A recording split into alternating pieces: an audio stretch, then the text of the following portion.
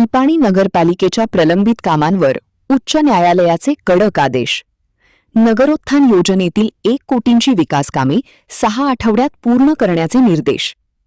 निपाणी नगरपालिकेला नगरोत्थान भाग 2 योजनेतून मंजूर झालेल्या 25 कोटी रुपयांच्या विकास कामांपैकी सन 2020 पासून प्रलंबित असलेली सुमारे 1 कोटी रुपयांची कामे येत्या 6 आठवड्यात कोणत्याही परिस्थितीत पूर्ण करण्याचे आदेश धारवाड उच्च न्यायालयाने दिले असल्याची माहिती माजी नगराध्यक्ष विलास गाडीवड्डर यांनी पत्रकार परिषदेत दिली.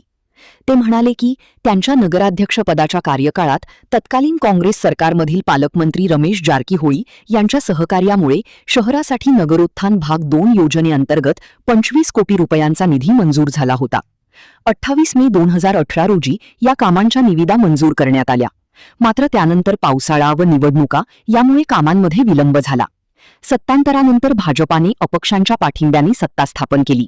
कामांना सुरुवात होऊनही नगरोत्थान योजनेतील कामे रखडली.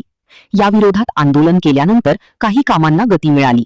संबंधित ठेकेदार कंपनीकडील कामे विविध पोट ठेकेदारांना देण्यात आली. मात्र त्यांनीही कामे पूर्ण केली नाहीत. गेल्या 4 महिन्यांपूर्वी यासंदर्भात उच्च न्यायालयात याचिका दाखल करण्यात आली होती.